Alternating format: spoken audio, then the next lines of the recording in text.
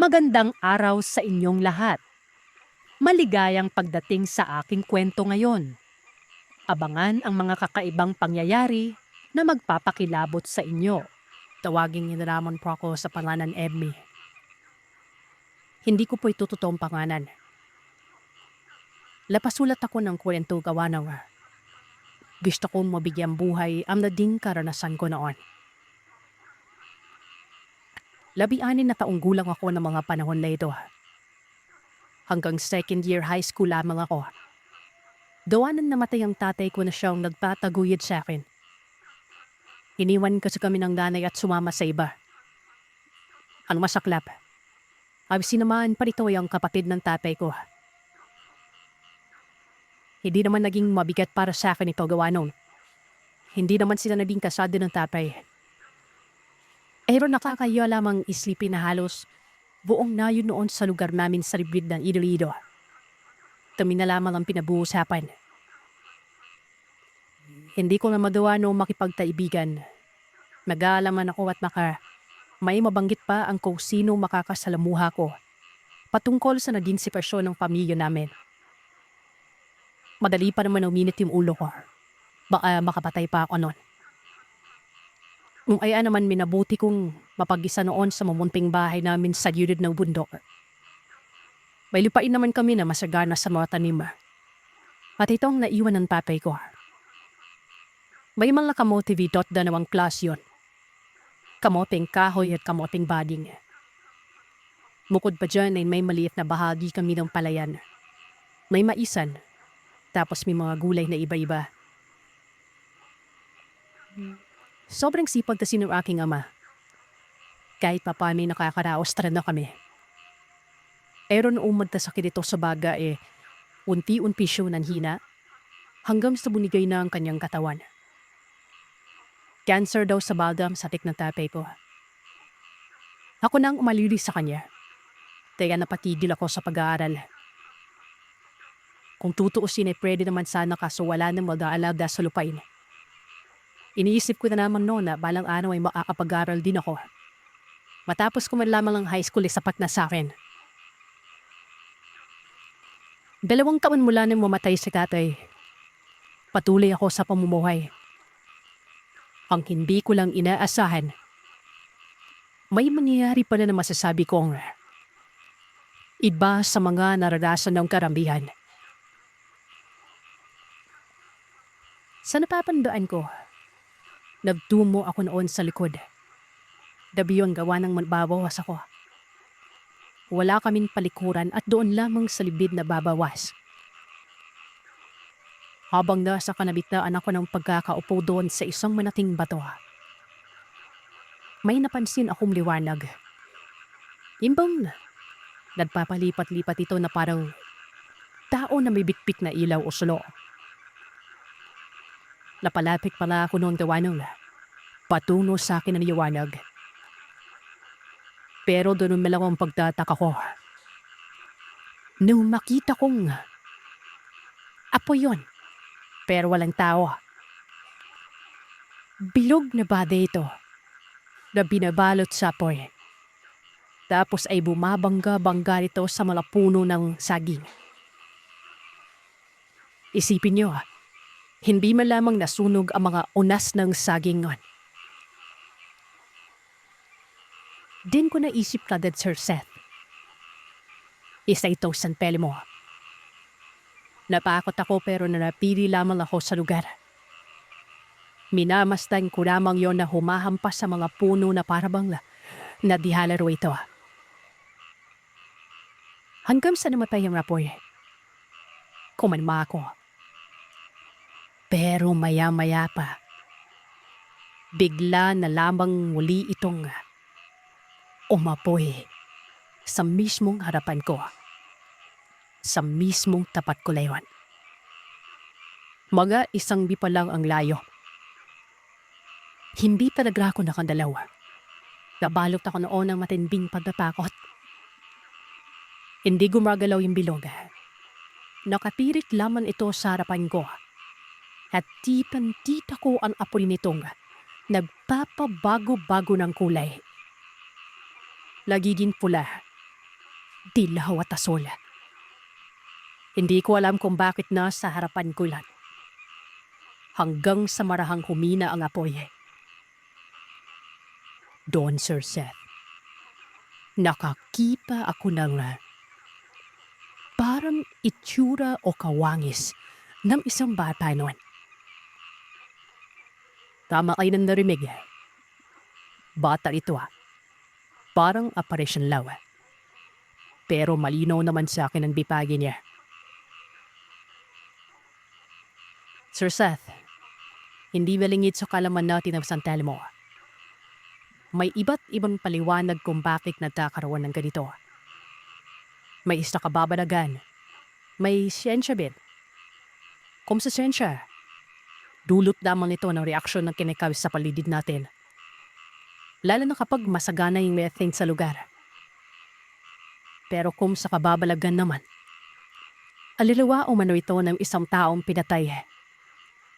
Tapos ang tugo nito ay hindi nilinis o hindi man lamang nadalaw doon sa lugar kung saan ito namatay noon. Yung tipong namuulaw. Yun iba naman sabi, laruan daw ito ng mga elemento. Batay sa mga paliwanag na ito, isa naman ang naging tugma sa akin noon. Laruan yun ng elemento. Kahit na aparisyon man ang batang nakikita ko noon. Malakas ang kutob ko na hindi papawa. Sa postura pa na, kakaiba na.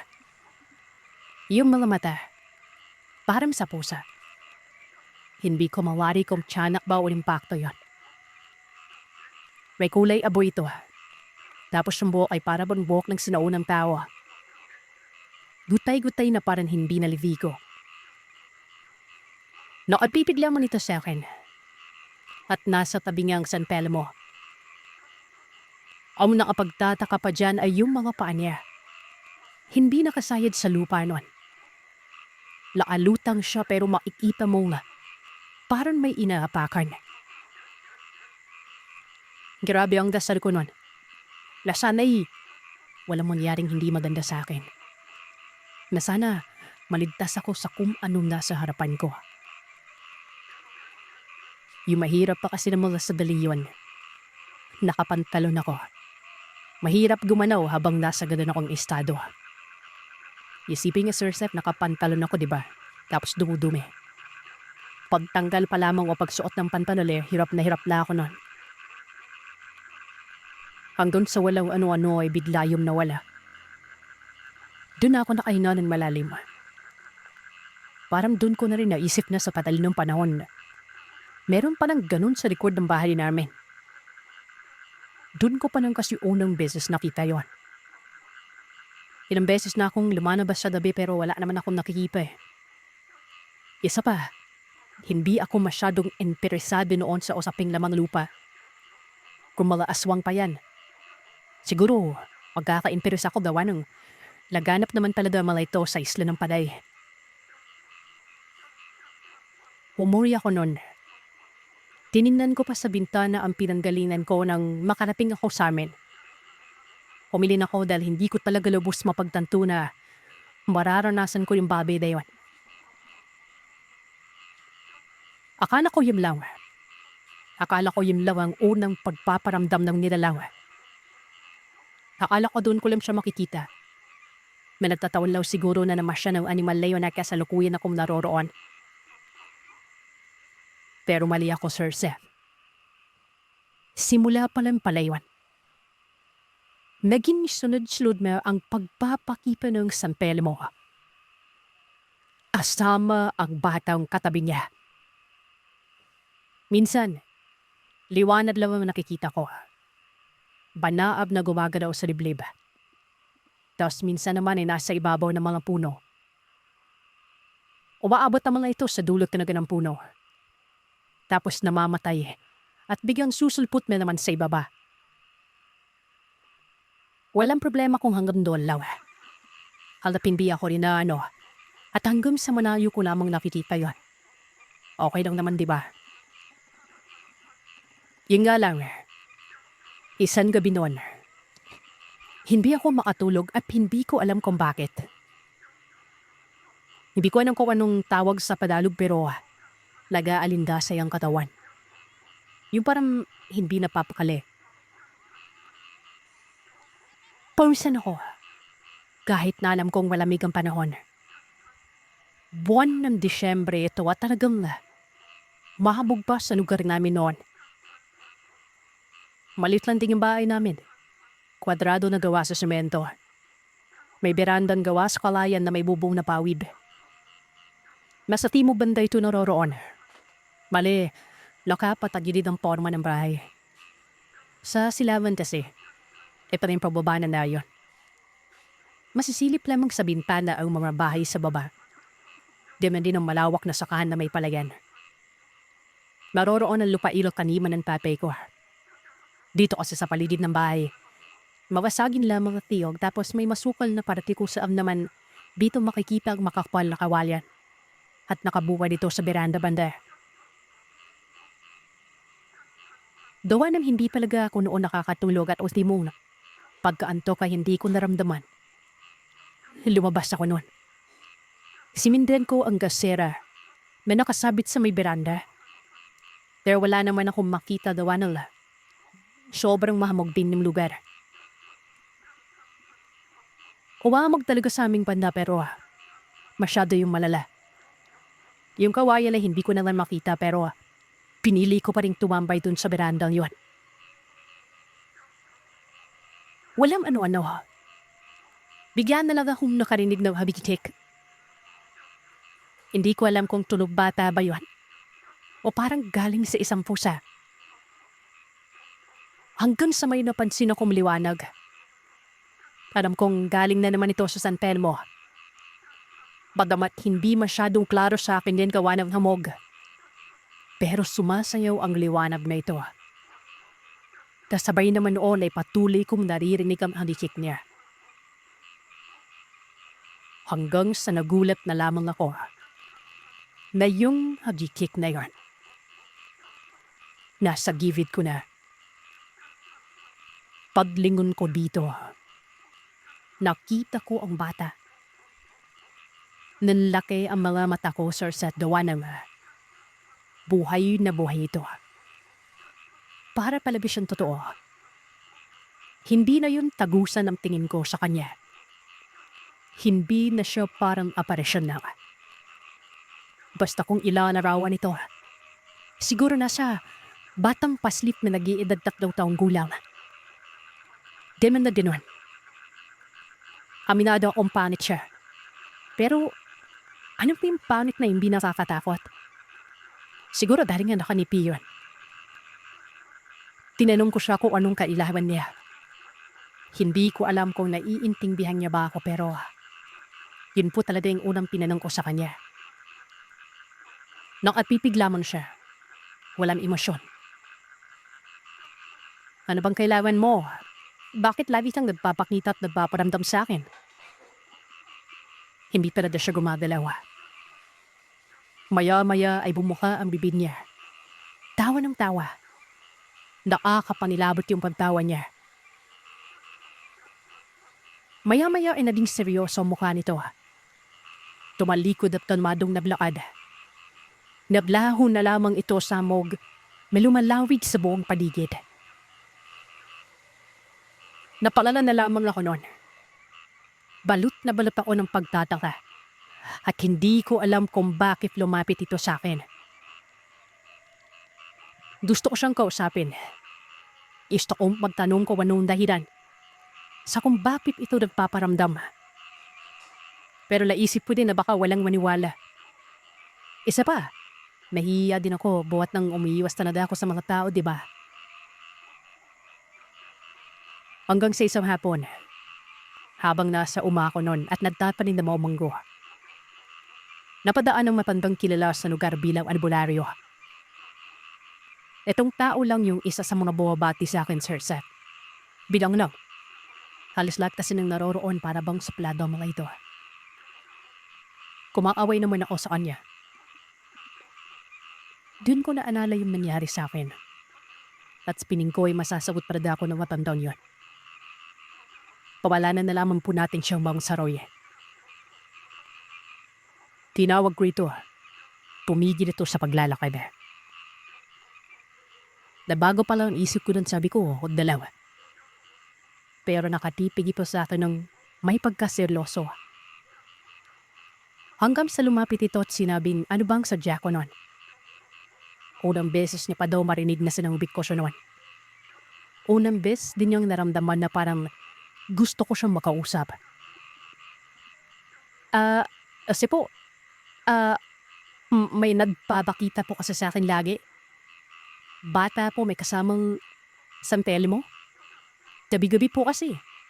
Basta para pong tiyanak yung itsura niya. Lapayo ko naman ako matapos ko magsalita. Ito namang matandang sasaroy. Hindi kaagad ko nibunon. Pakiwari ko ay nagtataka pero hindi ko siya magawang matitigan. Aba, nagpaparamdam para muli. Sa inyo banda. Nakakatawa.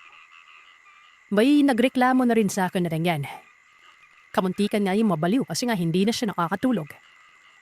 Pero doon naman yun sa kabilang banda. Maliit ka pa naman. Hindi ako sigurado iho sa kung ano sadya niya sa'yo pero yung una kasing may lumapit sa akin umalis pa lamang yan sa lugar. Tapos nabalitaan kong mayaman na daw. Duda ko may binigay sa kanyang bata Siya sige. Nadalaw ako mamayang gabi sa inyo. Alamin natin kung bakit Maraming salamat sa pagbati mo niyo. Kalok masama yung ugali mo Matapos makapagsalita ni Mang Saroy, umalis na ito. Ako naman noon ay nakabuntot lamang ng pingin sa kanya. Hindi ko labo sa kalain na may nakakipa na pala ng iba doon sa bata. Tsaka mukhang mapandang dulot nito. Lalo na sa sinabi ng albularyo. Tinapos ko ang trabaho ko noon. Halos takip-silim na akong nakauwi. Dumaan pa kasi ako sa isang ilog sa aming tapos naligo ako doon. Malit na ilog lang ito na may dam tapos ito nagsusupply ng tubig sa palayan. Nung nasa bahay ako noon, natanda na ako na makakain. Nagkatay ako ng manok. Nagsain na mais at binabihan ko ng konti. Pasado na syepe, dumapig na si Mang Saroy. Nakangiti ito at tumupo yun sa may beranda. Sinabi kong ipinabinda ko siya. Kaya doon na siya manghapunan. Bagamat kumain na ikaw sa kanila, pinaon na kanya pa rin yung pagkain na yun. Habang kumakain noon, nagtatanong siya kung saan ko lagi namamata ng bata na may kasamang santelmo. Itinuro ko naman sa kanya ang likod ng bahay. Doon sa may kasagingan banda. Minsan nakikita ko lang ang liwanag pero alam kong ito pa rin yung santelmo na may kasamang bata noon. Pagkatapos kumain ay pinumong niya ang likod ng bahay. Nakabringtot lamang ako sa kanya. Pinatpanaw niya ang kabuuan ng lugar. Wala naman akong napapansing presensya ng elemento. Pakiramdam ko'y dumadayo lamang ito dito. Ang tingin ko lang ikaw talagang sadya niya. Kailangan nating malaman kung ano ang pakay. Kung positibo ba o hindi. Gawa ng minsan may pagkapilyo yan Pero ang ganitong elemento talaga iho. Kapag nasa paligid sobrang swerte sa buhay. Hindi nga alam kaaya-aya yung pagbuwad dito pero wag na wag nating itataboy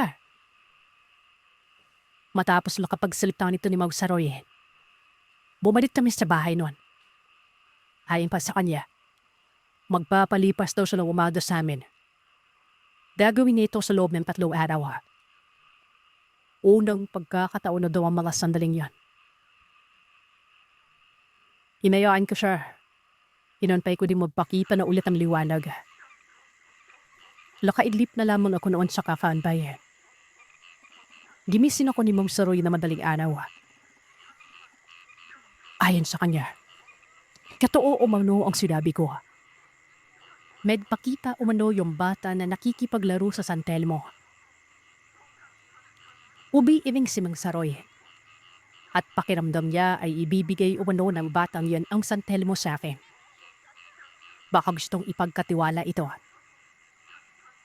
Pinanong ko siya kung anong gagawin ko sa San Telmo. Nahahawakan ba ikaw umaapoy naman yon.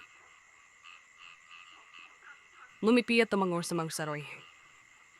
Hindi daw nakakapaso sa Pelmo. Kung sa pingin ko ay umaapoy ito.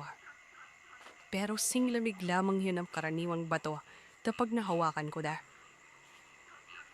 Hindi ba daw ako nagtataka? Dapat nasunog na yung mga sadingan kung may apoy pa itong karaniwan lang. Anong ping gagawin ko doon, Mang Saroy? Pinapik ako ni Mang Saroy noon. Sasabihin niya na lamang umano ang gagawin sa oras na magkapagkaon kanin hinala. Sa oras na mapasa kamay ko umano ang santelo mo, anpain lang na ibigay daw ito sa atin. Ang pagmamasid o pagbabalik-balik ko man ng elemento ay ang pagkilala sa pagkatao ko kung mapagkakatiwalaan daw ba ako noon. At kapag nakapalbisisyon na lamang ang batang lamang lupa, ibibigay na lamang ito umano na walang ano-ano noon. Dagdag ni Mavasaroy, hindi nga na kailangan pang bumalik pa.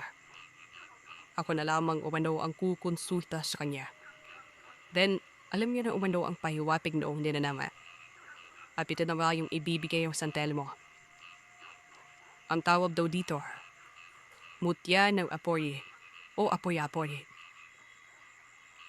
O sa summer pa, ang tawag ay mutya ng santel mo. Umalis tang matanda noon. Ako ay lutang nanutaw. Hindi ko lubos maisip na yun palang dahilan. Hindi naman ako natakot talaga. Sadyang napuno lamang ako ng pagkamagano at pagtataka. Malay ko pa na magiging bahagi ng buhay ko mga kakaibang bagay na ito. 3 araw ang nakalipas. Hindi nagpapakipa yung bata. Wala na rin akong napapansing liwanag sa likod ng bahay. Naisip ko na baka hindi na natiwala sa akin ito. Umabot pa yun ng 1 linggo. Handem sa noong galing ako sa pagka-uwi ko, Sir Zeth. May nakita akong bilog na baday na nakapatong sa may bintana. Hindi ito perpektong bilog. Para lang tinunaw na kung ano. Kinuha ko yon. At kanin na lang ang pagkagulat ko gawa na ulit. Napakalamig nito. Para akong humawak ng yelo. Tanong na ganon. Namamanid pa rin yung palad ko nun. Kinititan ko yung garment. Napapaisip ako sa kung ano kanya ito.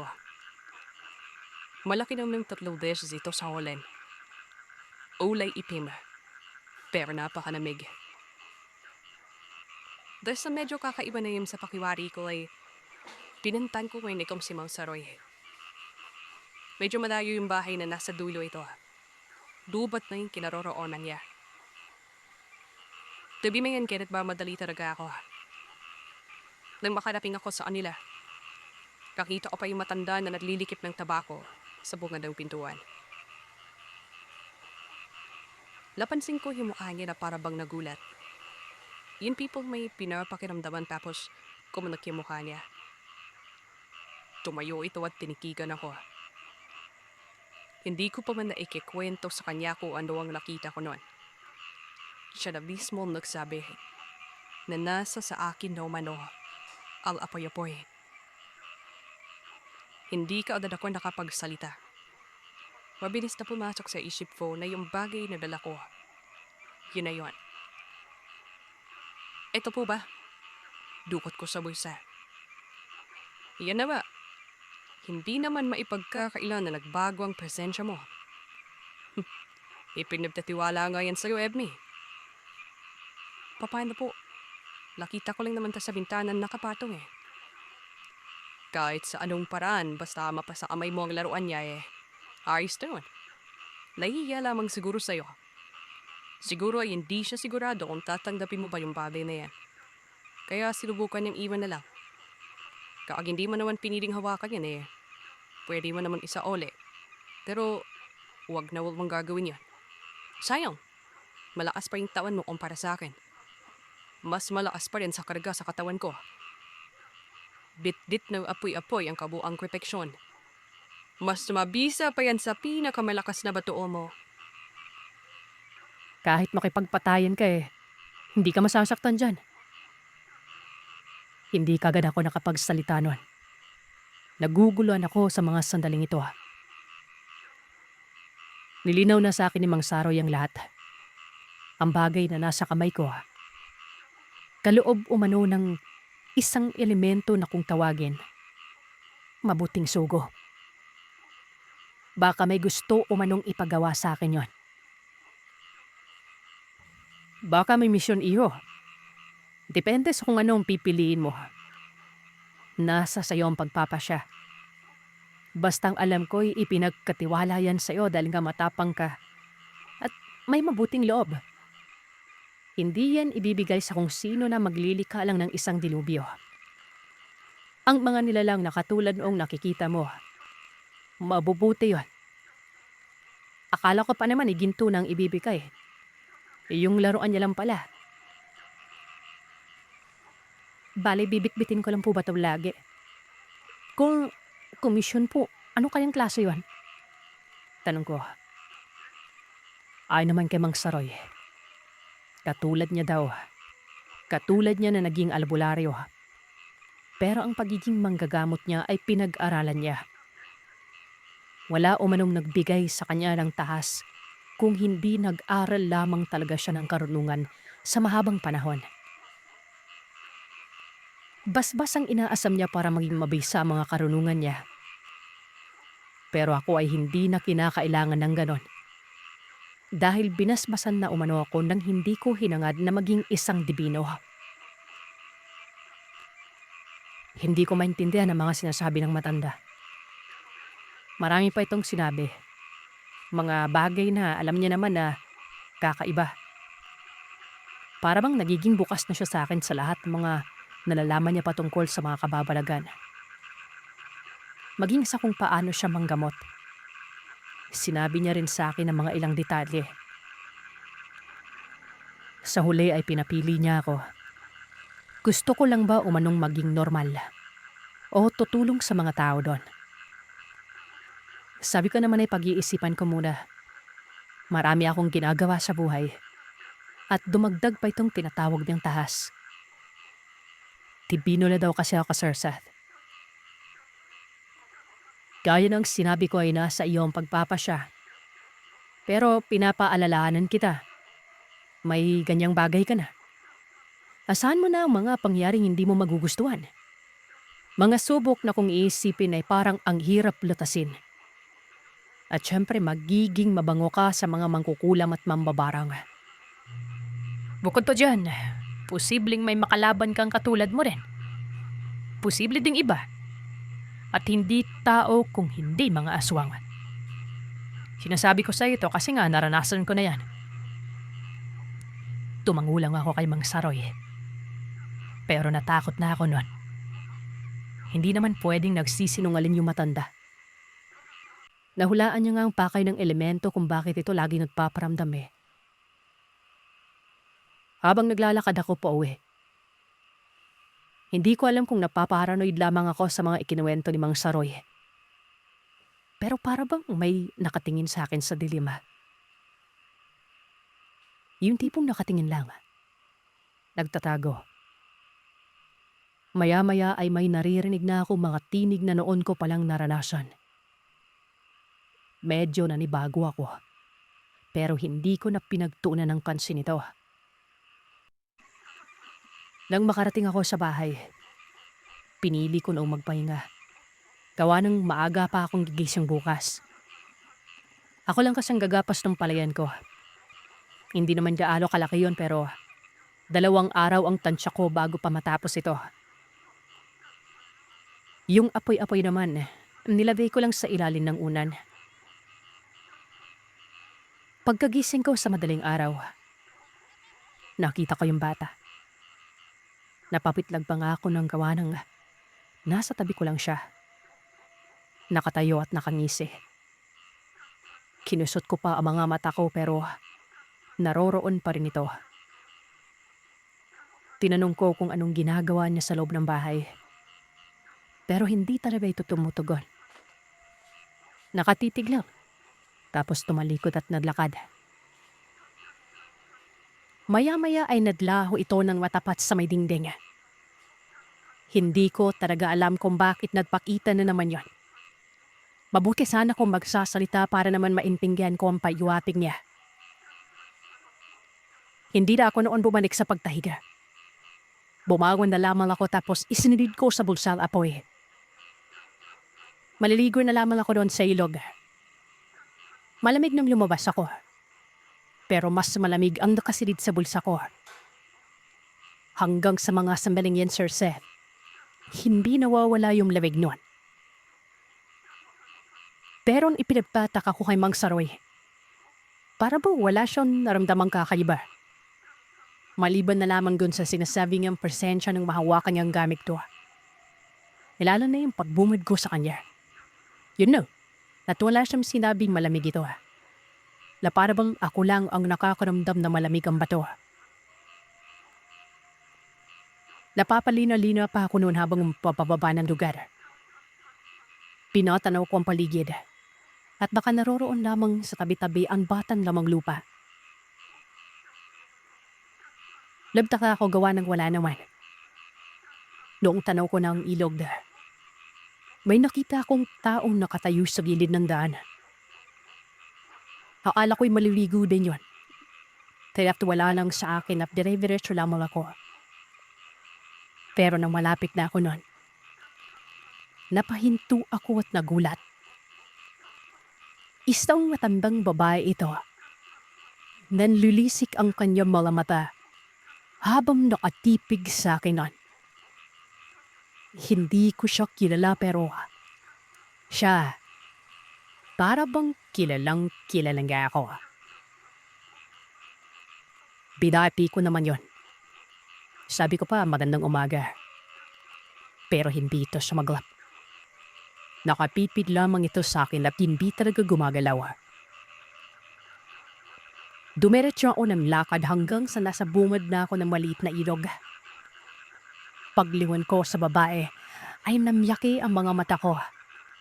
Gawa ng nasa likuran ko lang yon. Tamuntikan pa nga akong madalas doon patungo sa ilog. Yan pipong, mga ilang dangkalaw ang layo niya. Napakasama ng tipig ng matanda. Kumabig ako sa gilid. Pinaba ko ang mga dala noon. Tinakabahan man ako pero sinita ko siya. Dako, huwag siyang magkakamaling gumawa ng bagay na hindi ko magugustuhan. Gawa ng takadain ko talaga siya ng itak noon. Binunot ko ang itak. Binuro sa kanya. Patuloy ko siyang tinataboy. Umalis ka dito. Alis. Alis sabi. Tapadain kita.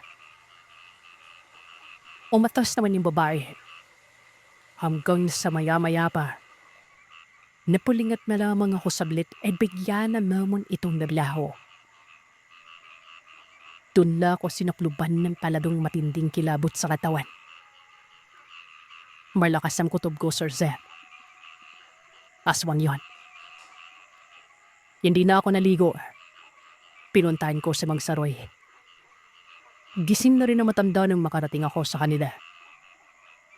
Maliwanag na nun. Sinabi ko kay Mang Saroy na may nakita akong babae sa may ilog. Hindi nagsasalita. At parang may gagawing hindi maganda. Sabi ko na di ba may mga mangyayaring hindi mo magugustuhan?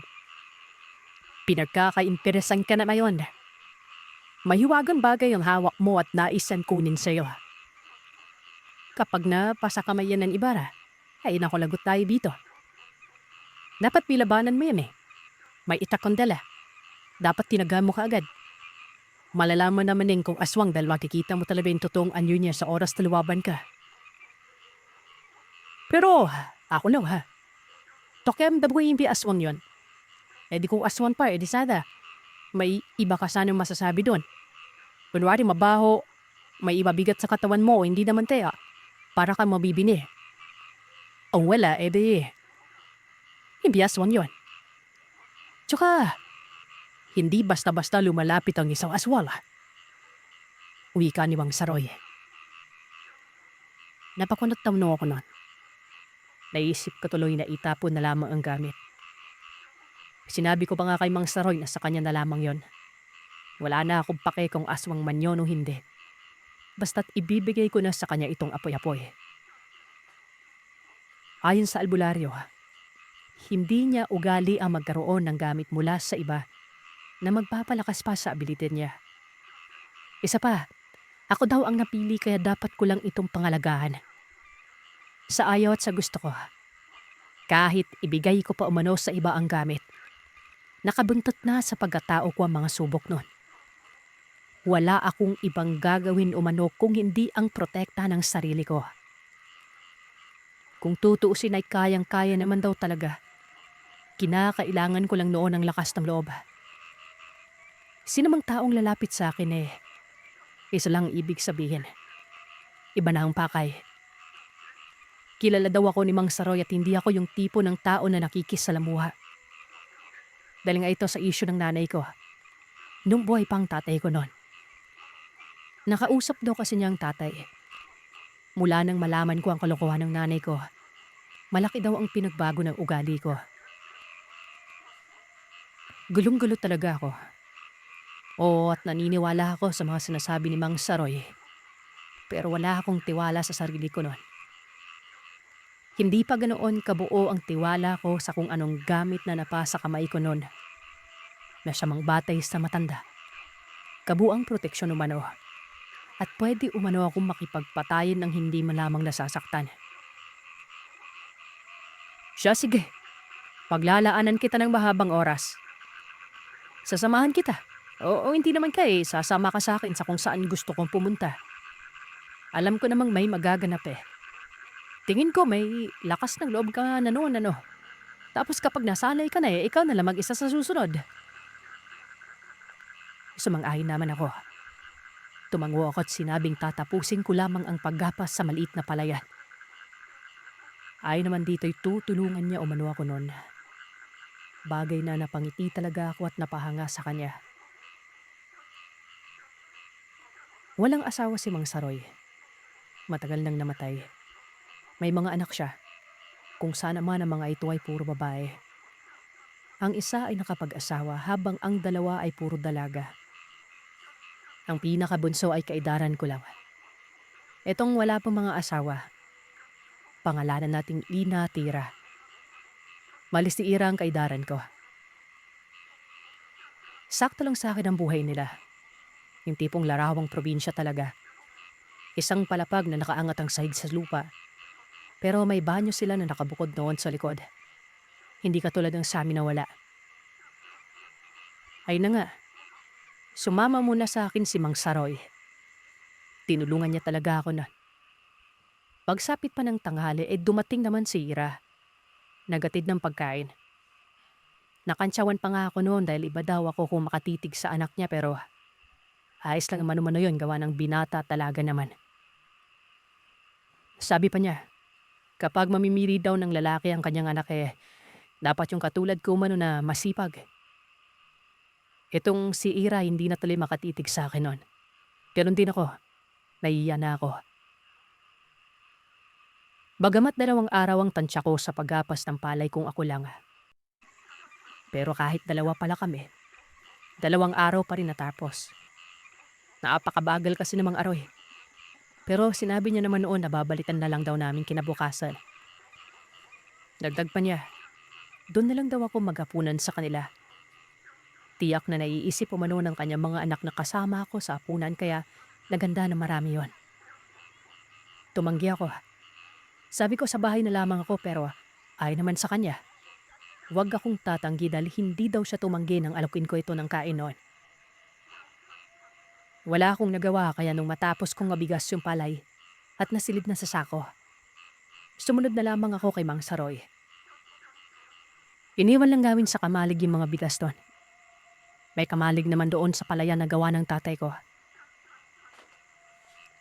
Habang patungo kami noon sa kanilang Mang Saroy, may nabanggit sa akin ito. Nabigla ito gawa ng patungkol ito sa aking ama. Alam ko daw ba ang totoong dahilan sa pagkamatay ni tatay? Sabi ko naman sa kanya ay sakit sa baga yon. Pero umiling itong si Mang Saroy. Matagal na daw nagpapatingin sa kanya ang tatay ko. Kinukulam daw yon. Nagawa niya namang mapigilan ito. Nakontra niya ang kulam pero hindi niya napuksa ang salarin. Hanggang sa nalaman niya na lamang napatay na si tatay. Nagulat siya noon dahil kumakailan lamang umano bago pa mamatay ang tatay ko. Dumalaw pa yan sa kanya. May dinadain niya naman ito sa likod at balikat. Pagsuri niya, padaot ulit umano ang tama. Pero ibang klaseng padaot na umano. Barang na ang ginamit sa kanya. Gumawa na naman ng paraan si Mang Saroy. Ang hindi niya inaasahan mabilis ang barang pala yun. Huwag daw ako magugulat, pero malakas ang kutob niya na sariling kapatid daw ng tatay ang napadaot dito. Ito yung tiyo ko na siya namang sinamahan ng nanay ko. Biglang nagbantig ang tenga ko nun. Nakaramdam ako ng galit. Wala kasing sinabi sa akin ng tatay. Tahimik lang siya pero napapansin ko naman ang pag-alis niya. Ang hindi ko alam noon nagpapagamot na pala ito kay Mang Saroy. At ayun, namatay na lang. Walang yang tiyo ko yan. Walang hiya sila ng nanay ko. Tawagin natin ang tiyo kong Nicolas. Mas matanda ito kay tatay. Hindi ko alam kung saan sila nakatira. Pero gusto ko talagang gumanti nun. Sinabi ko ito sa albularyo. Tulungan niya ako na patayin ko ang tiyo. Kung papala rin ay isasama ko pa ang nanay ko na tampalasang may pagkatao nun. Napakabait kasi ni tatay tapos ganun ang gagawin nila sa kanya. Yung nagpakita sa'yo na babae, tingin ko yun ang nautusan na bumarang. Ang malala pa siguro may balak din sa'yo yun. Hindi ako sigurado Pero ang pagpaparamdam sa'yo ng elemento, alam ko may dahilan yon. Gusto kanyang protektahan. Yun ay base sa pagkakaintindi ko. Paano po nangyari yon? Nagkataon ba yun, Mang Saroy? Hindi nagkataon, Hiyo. Kung hindi tadhana mo talaga ito at alam na mga elementong yun ang mangyayari kaya binigyan ka na kaagad ng proteksyon. Alam mo bang habang nasa palayan tayo kanina, sinasadya kong kantsawan ka para hindi mabaling yung atensyon mo. Nagpakita ang matandang sinasabi mo at kapag namalayan mo ito, matitiktikan ka niya. Hayaan mo siya. Magkunwari ka. Kunwaring wala kang alam. Gagapangin natin yung hayop na yon. Tinataniman ka niya ng padaot. Nararamdaman ko ito sa'yo pero alam kong hindi ka tatablan. Paliwanag ni Mang Saroy. Hindi handa ang isip ko noon sa lahat ng nalaman ko. Kaya parang sasabog ang ulo ko.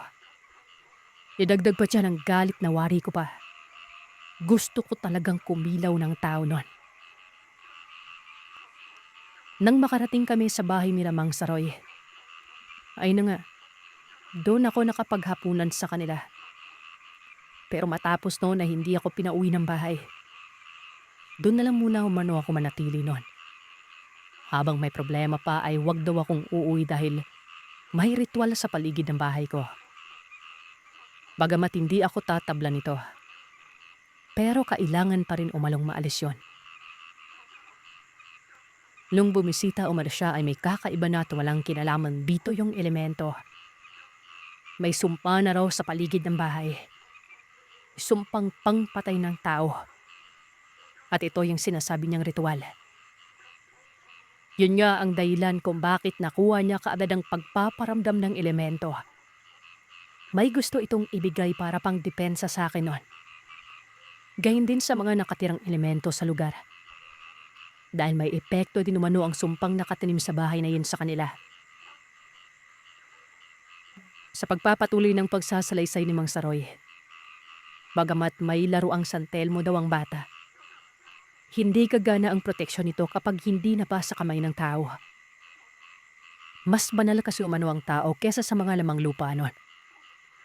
Kaya kinakailangan ko manong mahawakan ng gamit para dumana ang kabuang proteksyon nito. Orang kilatis ni Mang Saroy, haaling na igalang inimento lang. Pero ang totoo, din daw talaga ito nakatira. Umiiwas lamang ito dahil nasa sumpa. Sobrang lalim lang ng mga sinisiwalat sa akin ni Mang Saroy. Pero kahit papano sa mga sandalin yon, malinaw ko namang naiintindihan ito. Kumbaga, nakikipagtulungan sa akin ng batang elevento. At dahil dito ay naging dibino umano ako. Kinabukasan, maaga naming natapos ang ani. Tapos yung bigas na taho pa. Dinala namin doon sa bahay ni Mang Saroy. Ito namang mga anak niyang dalaga ang napag-utusan noon na ibilad ng bigas para magiling iko matapos ng 2 araw. Habang nangyayari naman yun ay kumikilos na kaning dalawa ni Mang Saroy.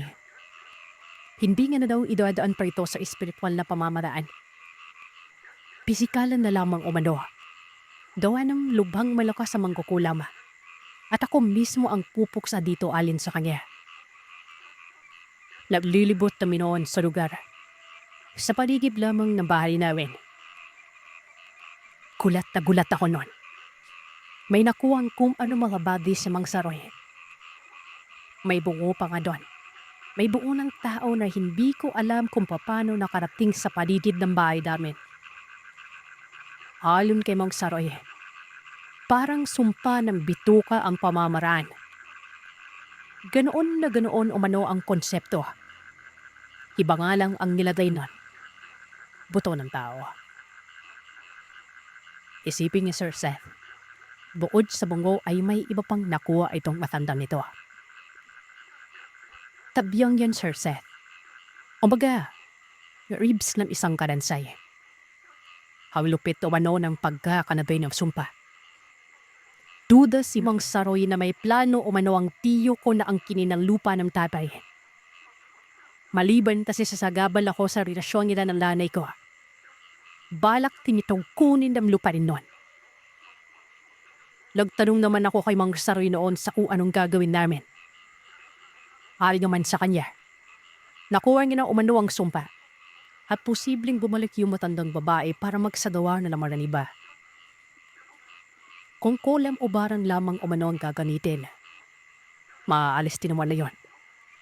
At malamang alam lang alaban na natatanggal ito.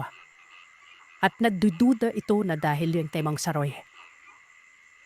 Ang hindi lang alam umano ng mangkuulam na yon ay dahil pala ito sa apoy-apoy. Dahil maging ang sumpa ay hindi daw tatalab sa akin noon. Maliban na lang sa ibang taong mapapadako sa bahay dahil doon nililipat ang sumpa na ito. Nagtungo kami noon sa itaas na parte ng kinapikili ko ng bahay ko. Ayon kay Mang Saroy at antay do kami doon. Nabreklamo naman ako kasi nga amoy dubi doon. Mantaking iba naman doon ang puslitan ko kapag dubi ako. Sabi pa ni Mang Saroy, damak daw ako. Yung kadiri. Dako naman salita kayo ang kubeta. Iba matuwa yun. Tinutubor ng sardin pero ang ilang dangkan mula sa ibabaw ng lupa, bato na. Ito pa yung bato na pilatawag na banika. Yung adobing sobrang pigas. Mga 2 araw din yung pagbabantay namin sa lugar. Napagilin na alam gaw ng bidas pero wala pang pahiwapig ng mag-uulam. Maiisip ko naman noon na puntahan na lamang ito. Alam naman daw ni Mang Saroy kung saan nakatira. Gawa namang nakuha niya ang lugar nito nang magkumbati daw sila habang may sakit pa ang tatay. Pero alam kay Mang Saroy, pagkakamali umano kapag sinulong namin ang lugar. Kung may inihahanda daw kami sa paligid, mas lalo daw umano yung matandang yan na posibleng ikapahamak namin nun. Kaya hanggat wala pang idea ang alaban na kunikilos na kali, antay na lang tarda ito dahil babalik yon. Hindi nagtamari si Mang Saroy. Muli kong nakita ang matandang babae.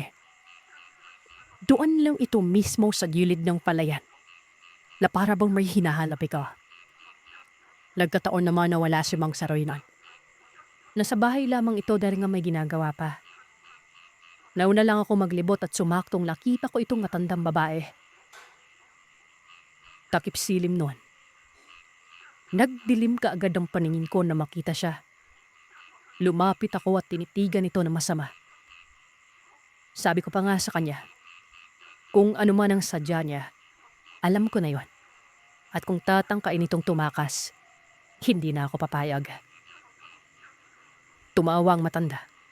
Napangalanan na lamang nating Desma. Hilaw na hilaw yung pagkatawa niya. Nakasimangot tapos nakatawa. Parang demonyo tingnan. Din ko palang naramdaman na may kakaiba sa kanya. Buhat ng naturuan na kasi ako noon ni Mang Saroy kung paano kilatisin ang tao na may kakaibang abilidad nun. Basta, hindi ko maipapaliwanag ng maayos ito. Yung tinatawag na instinct lang. Nagtatayuan ng balahibo ko, pero hindi ako natatakot. Lumalakas ang kabog ng dibdib ko. Yung paningin ko naman ay para bang naduduling. Ganun na ganon. Maya-maya ay bigla na lamang nagsalita ito at ang sabi pa, kung ano-ano umano ang pinagsasabi ko. Hindi niya umano maintindihan. Doon ko siya diniretso na sa bihal. Balak niya akong patayin. Na siya ang kumatay sa tatay ko. Na siyang pag-uutos naman ng kapatid ng tatay ko na si Nicolas. Tama, di ba? Ngayon magsalita ka. Hanggat may pagkakataon pa. Ilang saglit na lang mamamaalam ka na sa mundong ito na hindi nababagay para sa taong katulad mo. Lumapit ito sa akin, Sir Seth. Nakikita ko yung mga daliri niya na pumipitik-pitik nun. Bubobuka-buka ang bibig. Hinayaan ko yon. Sa mga sandaling ito ay malaki ng tiwala ko sa apoy-apoy. Hanggang sa mga isang lipa na lamang ata noon ng layo, ay huminto si Desma na para bang gulat na gulat. Tinanong pa ako kung wala daw ba akong nararamdamang kakaibang sakit sa katawan. Para akong matatawa nun. Ang ibig sabihin pala ay nagpapalipad na siya ng kung anong orasyon. Pero wala talaga akong nararamdaman nun. Sabi ko pa, ano bang ginagawa niya? At nagtanong siya kung may nararamdaman ba ako. Napansin kong naging balisa ito. Na para bang nagdadalawang isip kung aalis o hindi nun. Lumina-lina pa ito sa paligid. Hindi ko inaasahan noon na si Mang Saroy pala ay nasa likuran ko na. Kakarating lamang ito. Tinawag niya ako at ang sabi nito, huwag ko na palalampasin pa. Kung nakaligtas daw ito sa kanya, imposible na umano sa akin yon. Ito namang si Desma. Bigla na lang naging maamo ang mukha niya. Wala daw siyang gagawin sa akin. Tsaka wala siyang kinalaman sa pagkamatay ng tatay ko. Dapat kanina mo pa sinabi yan. Sa pinapakita mo ngayon para na rin inamin mo yung pagkakasala mo. Ngayon naman tingin mo tagilid ka na. Saka ka lang nagdudumili. Galit na galit ako noon. Sinapak ko ang matandang ito sa mukha. Hindi ko lubos maisip na ganoon kalakas ang pinsala, Sir Seth. Dama ko yun gawa ng umalog pa pati ang katawan ko. Tapos itong matandang babae, Puryagaba, nawalan yun ng malay. Hindi na gumalaw pa matapos matumba. Si Mang Saroy na umasikaso. Sabi niya ay tutuluyan niya ito at siya na ang bahalang luminis sa bakas. Hindi naman ako nagsalita noon. Pinalis ako ni Mang Saroy. Dumiretso na ako noon sa bahay ko mismo. Nakita kong kinakaladkad ni Mang Saroy ang matandang babae. Tingin ko, kinitil niya na siguro yon. Nakaramdam ako ng awa pero para saan naman yung pagkaawang yon. Masamang tao at nararapat lamang mamatay. Kinabukasan ay maagang dumalaw si Mang Saroy. Huwag na umano kong mabahala. Pero sinabi ko sa kanya na hindi pa ako tapos nun. Kailangan kong harapin itong kalaguyo ng nanay ko. Ay naman kay Mang Saroy ay wag daw muna. Dahil bago pa lang sa akin ang gamit ko. Pakainin muna ito ng kabutihan bago ako pumatay nun. Kaya nga siya na lamang ang kumitil kay Desma. Dahil sa oras malamunin daw ako ng kasamaan. Magiging mas malala pa umano ako at tulad ni Desma. Dadun umano ang mga gamit na may likas na mutya. Umaanib daw aselbisa nito sa katawan ng kung sinong may talan. Sumunod naman ako noon kay Mang Saroy. Maraming araw lumipas. Biglang napabisita si nanay sa bahay. Kinakamusta ako. Sinaan pang may dumanaw ba umano na matandang babae. Ang nakita ko daw ba yun? Lalaki ang mga mata ko noon. Alam kong hindi ako ang sadya ng nanay ko. Hindi yung babae.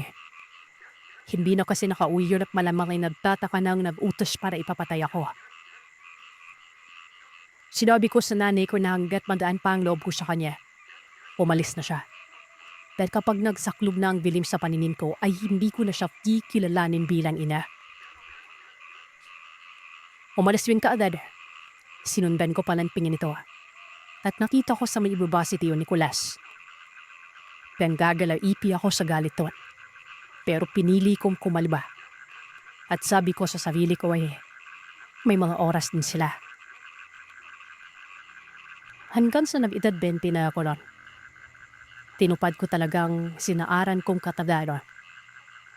Dinalaw ko sinanalay nang malaman ko kung saan nakatira. Ginumpi ko si Tio Nicolas. Gabi pa yon. Yung gulpi, yung people, hindi nabubuhayin pa. Pero naawa na lamang ako bigla ko kaya naman iniwan ko na lang yun. Hindi ko alam kung bakit naawa ko. Samantalang galit naman ako nun. Pakiramdam ko dahil dito sa gamit ko.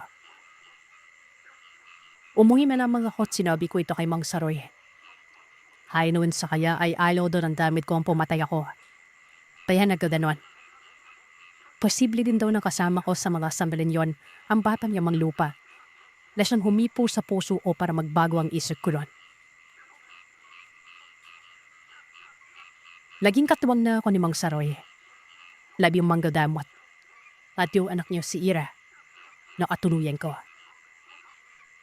Lagpakas kami at nabiyayaan ng 4 na anak. Puro babae. Hindi ko alam kung bakit puro na ng babae. Lasa gene siguro ng asawa ko yung magsilam ng puro babae nun. Kasi nga mga babae di yung mga kapatid niya. Sa kabigaan ng lahat ay masaya naman ako. May magandang buhay.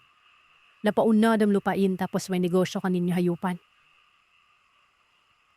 Bukod sa proteksyon ng apoy-apoy, malakas din kasing umatak lang positibo ito. Kaya dumadag sa swerte. Haring kay Mang Saroy. Naniwala naman ako kasi nga totoo naman yun pero sida sabayan pa rin parada ng pagsisikap. Ninaw swerte kung tamadan isang tao, di ba? Hindi naman nauulang yung pera. Hanggang bita man naman po, Sir Seth. Maraming salamat po sa pagbabahagi ng kwento ko. Sa kwento kung paano ko nakuha at paano ko nagamit. Ang Libya. Lawas ang pera mo. Tawagin nila lamang po ako sa panayaw na Tigam. Alam ko pong nakakatawa yung panayaw o pero iba po kasi ang ibig sabihin ng pigano sa probinsya namin. Kulang sa tubig, amoy araw, amoy sunog. Tuyo, gano'n. Itong kwento o karanasan na ito, sir, ay nangyari noong kadaragahan ko. Mahigit 30 taon na ang nakakalipas sa may probinsya namin. Pinakakaranasan ito ng pinsan ko. Latawagin na lamang natin sa palayaw niyang Ibit. Si Ate Edith ay yung tipo ng babae na hinding-hindi mo gustong kalabanin. Nung nasa elementary pa lamang kami at high school, may pagtalalaki o matun po siya, sir. Akala-wala namin pibo gawa ng kapag nag-guidance yan.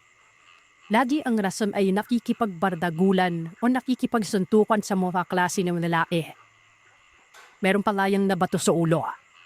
Mumpik na talagang matanggal sa eskwelahan noon. Mabait naman din sir basta hindi siya inaasar kasi may pagkapikon din. Kapag inuutusan ako na magpunta sa bukid, siya lagi yung binadaanan ko para isama. Marami kasing aso sa Maribaan, tapos nakahabol pa. Pero kapag si Appy ibit ang kasama ko, hindi nilang arap-harapan sila sa yung mga aso na yan. Hinahabol pa niya kamo. Yun nga, akala naming taradang titibu-tibu siya at lalaki siyang namumuhay sa pag-aararo at pagsasaka nun. Ulpi mong kapag iibam kasi yung tatay niya, siya minsan ang kainuman nito. Kaya man nagulat namin yung lahat ng bigla itong nagkaroon ng nobyo. At hindi ka nauna na'y nagpakasal sila. At syempre, nabunpis na rin taadad nun. Dito sir, nasubukan ang pagiging matapal na babae ni Ate Ibit. Lalo na noong mga panahon na ito, ay lumipat na sila ng asawa niya sa lugar ng lalaki. Though, malapit namang binito sa lugar namin. Para po ito ng lugar kung saan kailangan mo pang maglakad pagkatapos mo mag-tricycle noon. O kahit may motor ka, itutulak mo kasi napakaputik talaga ng daan. Hindi nawawala ng putik kasi nagtatadas po yung parang patubigan sa hindi kalayuan noon at mababa yung lupang dinadaanan dito. Mataas pa yung patubigan kumbaga. Noong mga ilang buwan ng pagbubudpis niya, wala pa kaming kabali-balita na meron na palang nangyayaring hindi kaaya-aya kay Ate Edith. Akala namin maari siyang namumuhay doon sa kanila. At kapag binadalaw naman siya ng mga magulang ay nakangipi naman ito at panakaglakad pa. Yung napapansin po noon ng tita ko sa kanya, namayat daw talaga ito. Yubog yung mga mata pero marami o malakas kung kumain. Dala ng akala ng mga magulang niya ay dahil lamang ito sa epekto ng pagbubunpis. Sige rin considering sige ng pagdadala ng pagkain doon sa lugar. Itong asawa naman ni Ate Ibit, tabalasan ay magdodoble kayod gulo. At kapag naabutan ng mga magulang nila ay wala sa bahay. Minsan naman ay nasusunggupan nila sa may gubat dahil nagpuputol din ito ng mga binibentang panggatong loan. Bigyan ko lamang kayo ng background sa asawa ni Ate Edith. Tawagin na lamang natin siyang Kuya Lito. Si Kuya Lito, nakikita ko rin po ito dati sa eskwelahan kung saan kami nag-aaral ni Ate. Pero hindi pala siya yung kapansin-pansin dahil sa unang tingin mo, napakaseryosong tao nito. Puro libro lamang yung hawak niya. May pagkamorelo. Hindi ka nang katangkad pero batak yung katawan. Ninsin ko na pamlakita sa mga paligsan sa eskwelahan at makikita mo tanan din na sanay sa mga kung ano-anong gawain na kailangan ng pisikal na enerhiya. Kaya siguro naisip ko na gustong-gusto nito ni Ate Ibip. Doon yung pagiging lalaki-lalaki ni Ate nasa pawad ng mas pagiging maton ni Kuya Lito. Mga 5 buwan ng buntis si Ate Edith noon. Lang mapansin ng tita ko na para bang dumoble pa ata yung palangayayat niya noon. Parang hindi na kaaya-ayang tingnan. Malaki ang ipinanda ng pinsan ko na ito. Pinalong siya ni tita kung ayos lamang ba siya doon. Kung nagkakaproblema ba silang mag-asawa o kung may hindi ba siya nararamdamang maganda noon. Todo tanggi naman ang Ate Edith ko noon. Pero aring kapita, payuko-yuko daw ito na halatan may gustong sabihin. Pero parang hindi nga maibukas ang bibig niya. Hanggang sa makalipas lamang ang ilang araw noon, Sir Seth. Isang gabi, mga bandang 8:00 ay nabulabog kaming magkakamag-anak nang humingi ng tulong ang nanay ni Ate Ibit sa bahay noon. Si Katay po kasi ang pinakamatandang kapatid ni Tita. E di kami, takbo naman kahabit sa bahay nila noon. Laabutan po namin si Ate Edith doon sa bahay. Pawis na pawis, hinaw-hina at pinuputasan ng lona namin. Maraming kapitbahay ang laki osyoso noon pero sinaway din sila nung uli. Bali ang nangyari noong gabi na yon. Marimig umanuwila si Ate Edith. Laki na kanampad ang date nila habang nagdaahulan yung mga aso noon. Nang pagbuksan ito ng mga magulang niya, umiiyak ito. Nasa tapat nito ay isang tricycle kung saan nakatayo ang isang tricycle driver. Umiyak na itong si ate at balit ng ipin na tela at meron pang yakap-yakap na kawali sa tiyan niya noon. Amoy bawang din ito, namamantala sa kakakuskus ng dahon ng silis sa katawan. Para itang baliw sa unang tingin habang sumisigaw ng tulong noon. Ayaw na niya umanong bumalik sa lugar nila Kuya Vito. Siyempre, iisipin nila Sir Seth na baka sinasaktaluan na yon. Yun pala, habang pinagbubuntis pala ni ate itong panganay niya, meron na palang gumagambala doon sa kanila na ayaw sabihin ni Kuya Lito. Ayaw din ni Kuya Lito na ipaanam ito sa mga magulang ni Ate Edith noon. Dahil sa rin nga, baka husgahan sila o baka ilayo sa kanya ang pinsan ko. Bagay na sinal-ayulan din ni ate sa asawa niya.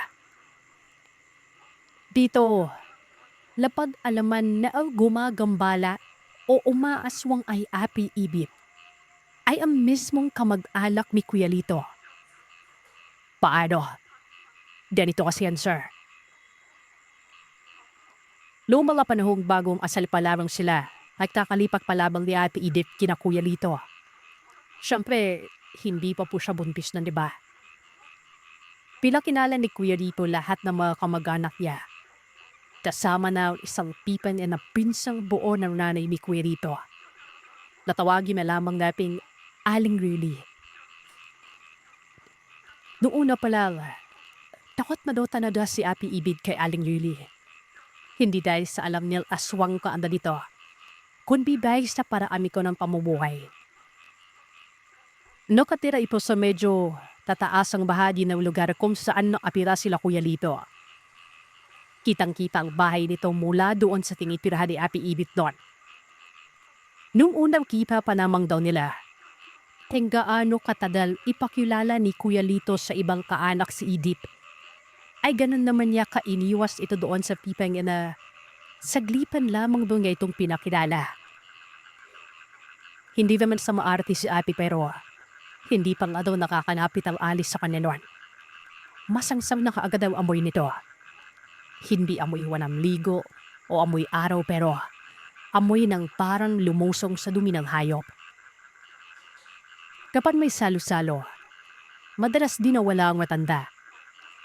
Katulad ng ibang mga nasa kwento niya Sir Seth, kapag walang araw ay napakanakas nito. Tuwid na tuwid mablakad. Nakikita pa ni Ate Edith ito na taas baba doon sa bahay niya at nangunguha ng mga kawi-kawi.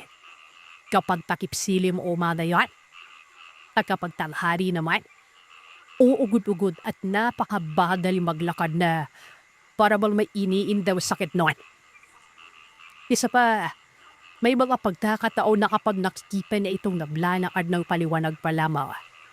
Dahil sa iyong usinan nilang mag-asawa ay nakaharap doon sa damuhan kung saan ang palaging dinadaanan ni Aling Lily paakit sa bahay niya.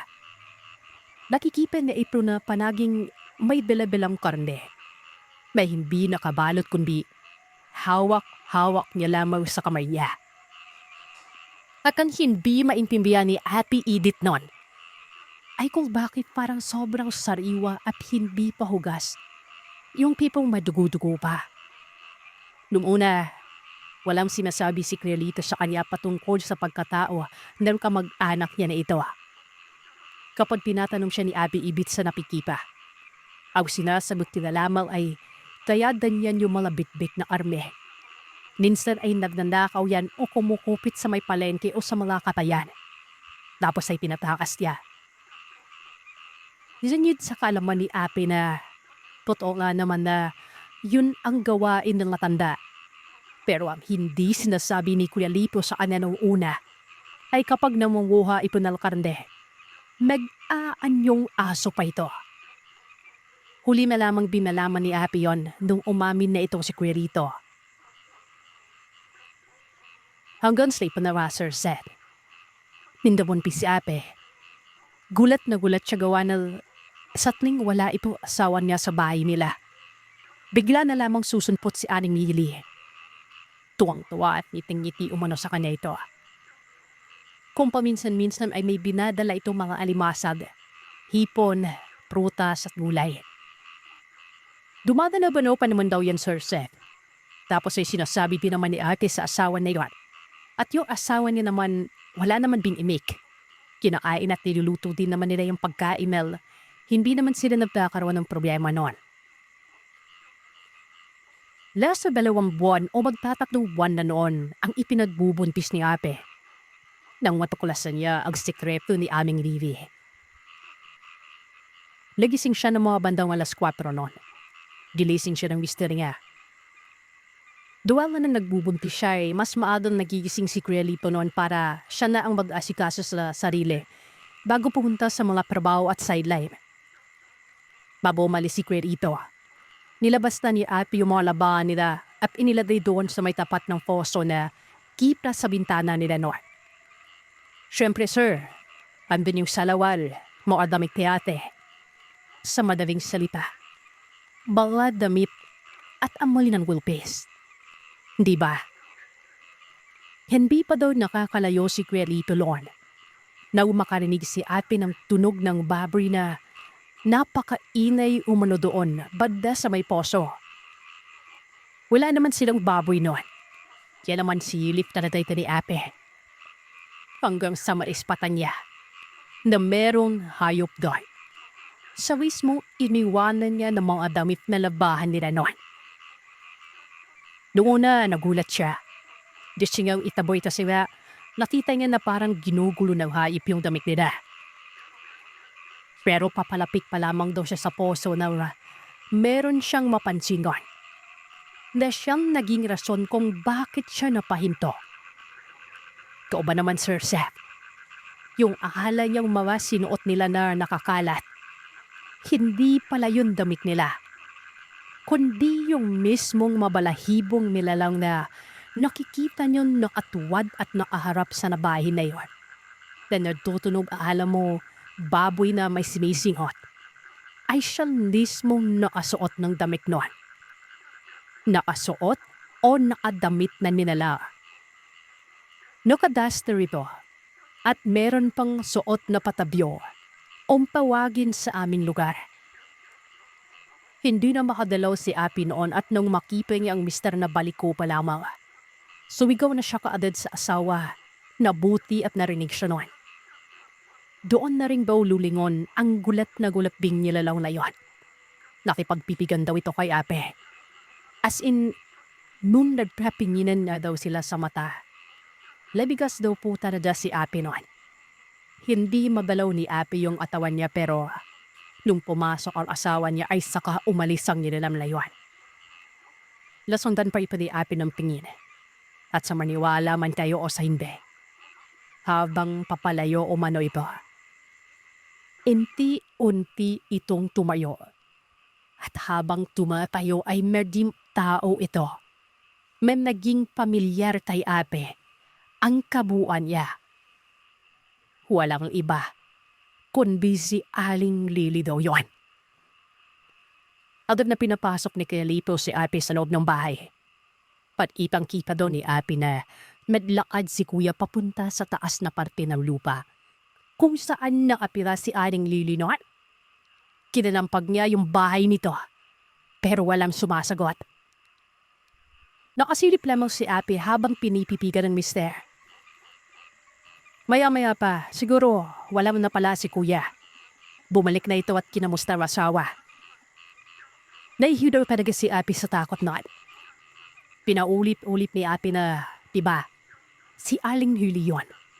Siya yon. Hanggang sa wala nang nagawa ang mister kundi umami malamang din sa asawa niya. Matapos noon, naging off-limits na din daw talaga si Aling Lily. Pinag-iinipan na rin po ni Kuya Lito noon. Iyalan ka talaga, sir. Tila ba may sariling pamamaraan ng matanda sa palaaswang noon? Ilang linggo ding natahimik si Ape noon at nakampanpe. Hanggang sa ipon na. Di pa sa pangyayaring ito, nagsimula ng malayayat si Ape. Kahit na marami siyang kinafari noon. Madalas umano siyang managinip noon na Sakal-sakan siya ng matanda ng nakahiga noon. Tapos ay may pilip na isinusubo ito alim na ito sa kanya na karne. Karneng sariwa, madugo. Ramdam na ramdam din ni appetite na sabihin niyang nananaginip lamang siya la medyo mainit-init pa umano yung karne na yun. At ang nakakapimbig balahibo sa lahat, yung katiranggot na karne na yun. Tumipibok-tibok pa, Sir Seth. Kapag nagigising si ate pagkatapos ng masamang paladinip, tulog na tulog yung asawa niya. Malamig ang panahon pero pawis na pawis siya pero yung mga aso sa paligid ay umaalong daw noon. Na para bal may sinusundang kung sino na naglalakad palayo. May naiiwan pa bang lansa si ate sa bibig noon at sa ilong niya. Kahit na panaginip lang pala na yun. Napaka-weirdo mano. At ito pa, sir. Pinagbibiliman na rin siya ng mister niya na kapag naglalaba ay huwag nang hahayaan na nakatingga ang mga damit niya sa labas para hindi maakit itong si Aling Livy.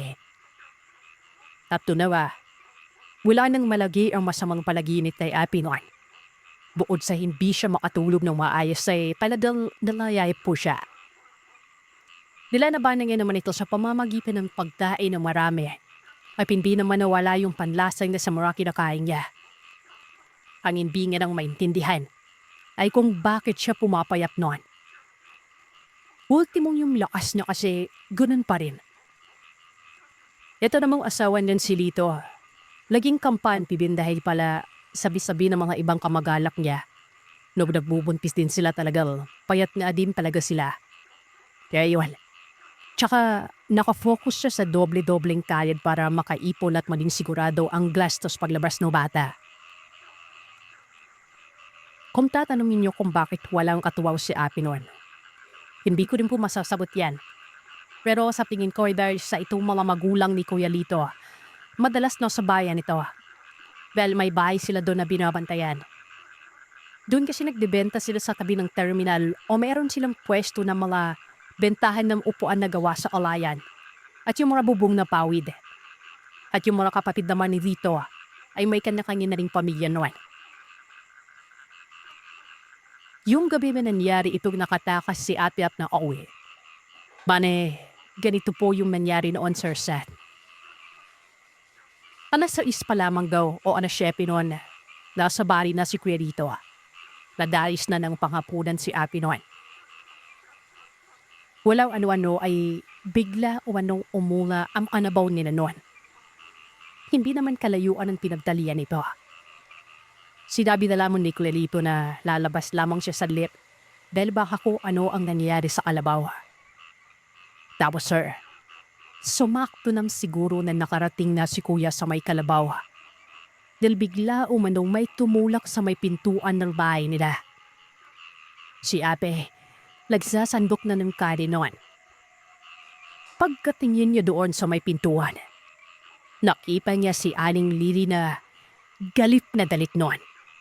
Na sa pagpapaniwanag ni Api noon, duguan yung mga mata. Bilat na bilat. Tapos yung mga gilid na mismong loob ng lata ay para lang may mga namumuong dugo noon. Namumula. Humihingal din umano ito na akala mo galing sa mahabang takbuhan. Nakayapak, mabahong mabaho at kinakalampag umano nito yung pintuan at pader ng bahay habang nakapitig dito sa tiyan ni Ape. Kasabay noon, naramdaman daw talaga ni Ape kung paano manakit yung tiyan niya. Ang unang ginawa ni Ape noon, kinuha niya isang kahoy na nakasalam sa lutuan na nagbabaga pa. Ipinutok ito sa matanda habang sinasabi na, "Ano bang gusto mo? Kamag-anak mo naman tong nasa tiyan ko . Ayaw talagang umalis ng matanda noon. Kaya sumunod na ginawa ni Ape, yung mga baga na ng apoy sa lutuan nila. Sinandok niya yun, gamit ang takip ng aldero. Tapos ay isinaboy sa matandang ito. Naibating niya pa umano pati yung takip may lan. Dito, humaba umano ang dila ng matanda. As in sobrang haba noon. Tumuwid daw po talaga itong nakatutok sa kanya yung bilang yon. Hindi daw mahagilap ni ate noon yung asing ko na sa amira nila day. Nakalimutan o na blanco yung pag-iisip niya noon. Yung ginawa niya na lamang ay kunin ang pinakamalapit na kawali at itakip sa tiyan niya. At nang makita niya yung pilagbalatan ng bawal, tinuskus niya daw yung panada sa katawan niya. Iyak siya ng iyak na nagmamakaawa noon. Hanggang sa kabutihang palad, sir, siguro ay narinig rin siya ni Criolito noon. May bigla na lamang tumalbog sa bandang likuran ng matanda noon. Yun pala, binapto na ito ni Criolito ng panggato. Yung magabog daw po talaga sa likod na yun pero parang wala lamang kay Aling Lily. Napasigaw si Kuya Lito noon at parang may mas masar na matanda. Naging parang maamong hayop umana ito. Kitang-kita ni ate kung gaano kadalip na dalip ang asawa niya. Paritong si Aling Lily ay unpi-unping na din normal ang mukha. Walang galam na hinata at timelabtento ni Vito palayo sa bahay nila. Doon na po parang nabaliw si ating at tumakbo palabas noon. Nung makita niya yung dahon o yung puno ng sili, taladong halos kinalbo niya daw yung dahon noon. Binaybay niya yung daanan kahit nakayapak lamang siya, kahit na putikan ang binadaanan niya. Hanggang sa makarating siya sa kanto noon, handaw kalsada.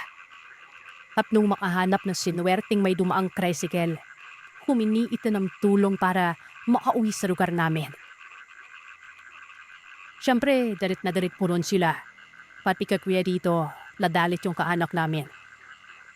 Hindi na ikwento ni Kuya Lito kung ano ang nangyari pagkatapos nun pero yun nga, mas piniling doon ipagpatuloy ni ate ang pagbubunpis sa lugar namin. Kasi doon, may nagbabantay talaga sa kalya. Si Kuya Lito, nung uli ay naging okay naman sa pamilya. At nung nawanak si ate ay doon na din muna nalaudi sila Ate Edith. At nung mag-iisang taon na yung bata, sa kanila napagdesisyon na bilhin yung lupa sa tapat ng kalsada ng bahay naming kaanak noon. Naging normal naman yung kauna-unang apo sa angkan. Maliban sa mga magulang ni Kuya Lito, ay wala nang ibang mga kamag-anak si Kuya na nakanapit kay Ate Edith at sa anak nila. Madarbag ko lamang sir at na itong Aling Lily ay hindi ko pa rin ito nakikita. At magpasa hanggang ngayon ay hindi ko pa alam kung buhay pa ba ito. Oo, may lagmana ng padigin aswang niya. Ako po si Kay o mas kilalang Kakay. Mas mapi po ako. Lasa na 17 taong gulang pa lamang ako nang maranasan ko ang hindi ko makakalimutan na pangyayari sa panambuhay ko. Hindi no sa aking bago ang kwentong kababaladan. Dahil bata pa lamang ako. Bapang bibig na po talaga yan pero taik tenon ay hindi ako naniniwala sa mga ito aswa. Dahil isa po akong born again. O kilala bilang Christian. Isa namang po talaga ang pinaniniwalaan ko pero kahit ganoon, hindi ko akalaing mangyayari ito sa akin. At dahil po sa nangyari ay kahit papano, naapektuhan ng pananampalataya ko sa Diyos. Pero hindi ibig sabihin ay hindi ko na po naalala ang Panginoon. Simulan ni Raphael. Dahil sa hirap ng buhay sa probinsya, nagdesisyon ako noong mga panahon na yun na iwan ang probinsya namin at magtrabaho dito sa Maynila. Mag-aaral pa ako ng mga panahon na yun. Pero mas pinili ko pong tulungan ang pamilya ko dahil nga po apos at may pandemya pa. Wala po talagang maaasahan dahil pangingisda lamang ang hanap buhay ng papa ko at 5 kaming magkakapatid. Pangatlo ako at 3 taon ang gunsyo namin doon. Dahil na sa hirap ng buhay, nagpaalam ako sa mama ko kahit ayaw ng mama ko. Wala siyang nagawa. Namunod pa ako para pumayag ito. Yung namunod po sa amin na nagdrama ako kaya naman talagang pumayag si mama noon. Yung barkada ng ate ko ang tumunong para maghanap yun ng trabaho para sa akin. Yung ate ko na ito, pamanawa. Nauna na po siya sa Maynila at di pa na po din siya nagtrabaho. At yung palanay namin ay nasa Pampanga. At 6 na taon nang hindi na uuwi sa amin dahil labing siguro sa takot ng ate ko sa papa ko. Dahil sa dahilang naglaylas po nito. Matapos ang 2 linggo, dumating na yung pera na pamasahe ko. Punpik pa pong mabuliya so dahil sa 17 taong gunang pa lamang lang ako noon. Hindi po talaga pwedeng magbiyahe mag-isang menor bibad. Pero kahit gano'n ay nagawa naman ng paraan. Then malakas naman po yung lola ko sa otoridad. Barkada nga po pala na yung nagsisita kaya nabayo at naging 18 taong gulang yung edad ko na. Sa Taypresan po ako unang napadpad dahil doon yung lokasyon ng pupuntahan ko. Mag-isa lamang ako noon. Nilakasin ko na lamang yung loob ko. Nakarating na ako doon matapos ng 2 araw dahil mahirap pong magbiyahe ngayon. Door to door po kaya natadanan talaga. Hindi sa palipay nangyari yung kahilahinakbot na karanasan ko na ito. Dahil po sa nangyari sa una kong pinasukal ay umalis ako. Yung buwan lamang po ako doon dahil sa kadahilan ng inadbintangan ako nila na ako daw yung nag-iwan ng gason na bukas hanggang mabumaga. Muntik na po kaming masunog noon. Kaya hindi ko na rin po kaya dahil hindi ko rin po gusto yung ugali ng mga anak ng amo ko. Nagdesisyon ako na umalis. Dali-daling tinawagan ng mama ko yung kapatid ko. At dito nga po nangyari ang hindi inaasahan. Lagi pa kami ng ate ko sa Cubao. Hilapid ako doon. Sinamdu nga ako at ilang oras na po galing ng Pampanga ay nakarating agad ng ate ko. Gawa ng lamis po siya lang sobra. Niyakap po siya ng mahigpit na maraming tao dahil 6 na taon na po kaming hindi nagkikita. Kumain muna kami ng ate ko. Saka sumakay na po kami ng bus noon. Maayos naman yung biyahe. Gabi na po kami nakarating. Dahil sa malayo nga po yung Pampanga noon. Pagkababa namin. Agad akong hinila ni ate palapit sa kanya. At sinabing dumikit lamang ako sa kanya noon. Wag na wag akong humiwalay kahit na 1 metro ang layo. Seryoso siya. At kahit na hindi ko siya maintindihan ay sumunod na lamang ako sa kanya noon. Yung pinipira ng ate ko ay isang boarding house. Pagre-renta lamang po siya noon. Maliit lamang yun. Nasa 2 palapag. Siya lamang yung naka-border noong mga panahon yon. Wala siyang kasama maliban sa matandang may-ari noon. At yung baba po noon, tahian. Hindi ko rin nakita yung matanda dahil po sa gabing-gabi na talaga noon. Gabing-gabi na kami nakarapi. At agad melot pa nga dahil sa pagod ay hindi na nga rin kami nakahari noon para sa bulan. Inaantok na rin siguro yung ate ko noon. Latawagin na lamang natin sa pangalang Queenie. Kinaumadan, nakahanda na si ate. Yung damit niya nasa taas na po ng kwarto niya. Kahit manip po, okay naman pero siksikan yung mga gamit na yun. 2 bintana yung nirerentahan nila ito. Kung saan pwede kang lumabas at magsampay. Dahil doon na mismo si ate naglalaba. Napaka-weird din ang pagkakagawa ng bahay na yan. Pero mas pinili kong manahimik na lamang. Pinabili ako ni ate ng may inom namin sa 7-Eleven. Karap lamang po ng bahay may ng 7-Eleven kaya hindi ako nahirapan bumili. Nakabalik naman ako kaagad at pagpasok ko sa pinto ng bahay ay may nakasalubong akong galaking matanda. Tansya ko noon, nasa 70 years old na po ata ito. Kumingin yung matanda sa akin na may halong pagtataka. Dahil masa pumasok ako at hindi niya ako kilala noon. Mabuti na lamang at saktong bumaba ang ate ko dahil naiihi siya noon. At isa lang binawan yung banyo doon at nasa babara. Biglang magsalita si ate Queenie ng Pito Dudes. Kapatid ko po yan galing sa Paypay. Nabulat pa nga ako dahil sa likuran ng matanda si ate na agad naman akong hinila. Yung matanda, paraya ng sinabi kanina ni ate ay tawagin na lamang nating Pito Dudes. Hindi umimik yung matandang ko, Sir Seth. Bagkos ay siwanban lamang ako ng tingin noon. Opo, ako ang siwanban ng tingin niya. Pag-akit namin sa taas ay kinausap ako ng ate ko na wag na wag umalo akong makipag-usap sa matandang yon. At wag na wag umanong tanggapin ang ibibigay nito na kahipalo. Lalong-lalo ng pagkain. Curious man Sir Seth, pero hindi ko nagawang magtalong kay Api noon. Tumango lamang ako. Isang bagay na nagtamali ako. Sana email itanong ko sa kanigan pero siguro kung ako din si Api ay hindi niya sasabihin ang dahilan kung bakit iba. Matapos ang 3 linggo, mag-iisang buwan na ako sa Api ko noon. Biglang naubusan ng dash yung rason ni Api kaya nagdesisyon po siya na sa baba na lamang ako magluto lang. Ako yung pinagluluto niya ng tanin dahil ulam na lamang po yung binibili namin sa labas. Bibaba na ako. Sa pagbaba ko, nagulat ako dahil yung matanda. Doon siya sa may hagdanan, Sir Seth. At ang nakapagtataka doon. Sabi namin dami ng upuan. Doon pa siya mismo nakaupo sa hagdanan na layon. Gawa na wala man ako naisip na kakaiba sa kanya.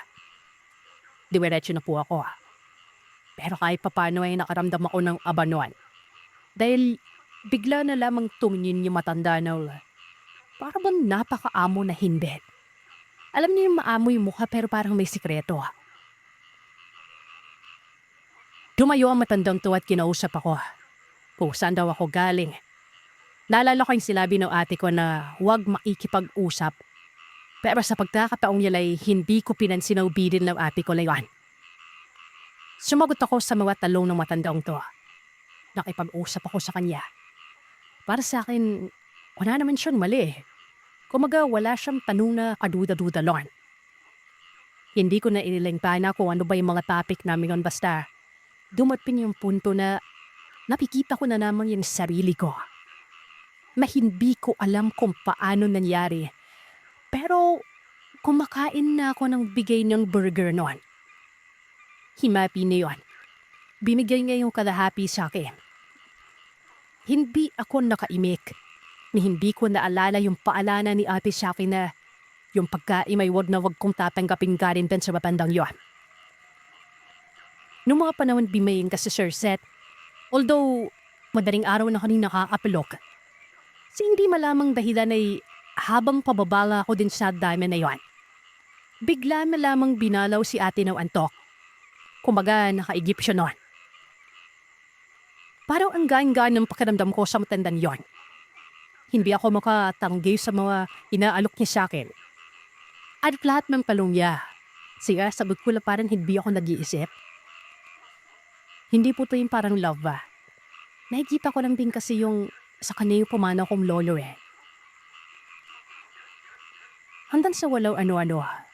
Mabi may pinagpasalamat ko ay nabising na lamang bigla yung ate ko. Dahil sa napakatadal ko daw sa baba noon. Nabigla ako ng pagtalabas ni ate doon sa kwarto at akmalay itong pababa. Doon ako parang medising. Doon ako parang naalimpuratan. At nung tingnan ko ulit ang matandang kaharap ko lamang sa may besenway. Bigla na namang ito nawala. Nagtaka pa ako kung paano ito umalis. Hindi nagpaalam. At ang isa pang nakapagtataka nun, yung hawak-hawak kong burger na binigay niya sa akin. Ang pagkakaanala ko ay hindi ko pa nauubos yun. Pero hindi ko na binhawak-hawak nung mga panahon na yon. May isip ko na lamang na baka nag-i-lodging lamang ako. Kaya binayaan ko na lamang. Pagpatak na 11:00, dasalin na kasi ako na tutulog ng mga 3:00 na madaling araw. Dahil yung ate ko laging nagpupuyap kaya hindi na rin ako minsan pinapatulog.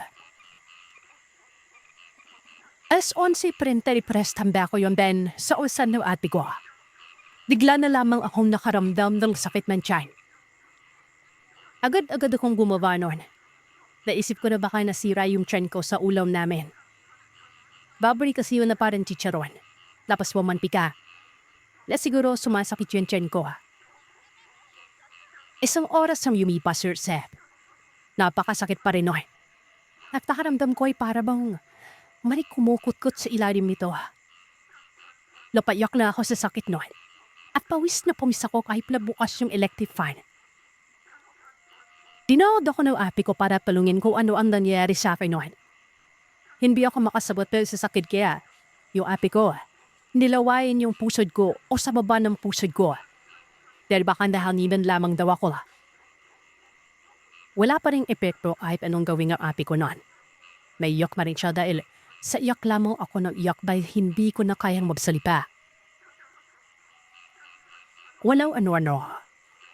May bigla na lamang kaming narinig ng ate ko sa labas, kung saan malapit yung dalawang bintana. Yung bintana ng ate ko ay may lock kaya naman safe siya kahit papalo. Sana ba may maririnig tumiyabag ng mga paa dahil sa tumungtong yung yero. At itong ate ko ay medyo handa noon. Palagi siyang may dalamilanis na kumukulo. Hindi ko alam kung ano yan basta sabi ng ate ko. Kumuuno daw din kapag may ibang nilalang na gumagambala. At nang tingnan ng ate ko yun, Sir Seth, kumpirmadong pumutok yung bote lewan. At dahil yung ate ko ay salay na rin mag-isa at medyo matapal naman, bigla na lamang itong nagsalita lang, "Pito, umuwi ka na po. Kapatid ko ikaw. Sa iba ka na lamang po. Mag-usap tayo bukas." Nabigla ako nun dahil isa namang naman ang pinapawag ng Pito, diba? At biglang tumahimik ang labas. At unti-unti na lamang nawala ang sakit ng tiyan ko. At doon niya, pinalong niya ako kung ano ba talaga ang ginawa ko sa baba. Sinabi ko sa kanya na dinain ko yung binigay ng matanda. Hindi ko alam kung nagalit ba ang ate ko sa ginawa ko kaya sabi niya, matulog na lamang daw kami. At nagdasal nga ako bago matulog. Dabas na naman ng Biblia ang ate ko. Pagka umaga ay may pinuntahan kami ng ate ko. Hindi ko alam kung saan banda yan pero doon lang sa barangay na pinitirahan namin. Pumasok kami sa maliit na bahay at nadmano si ate sa matandang lalaki na tawagin nating Lolo Tony. Si Lolo Tony ay bantog sa kanilang barangay at kilalang madaling sa larangan ng panggagamot. Type ano pa, kaya niya o anong padalin niya. Basta sakit espiritual. Agad na pinanong nito si ate ko ano yun sa Jaya.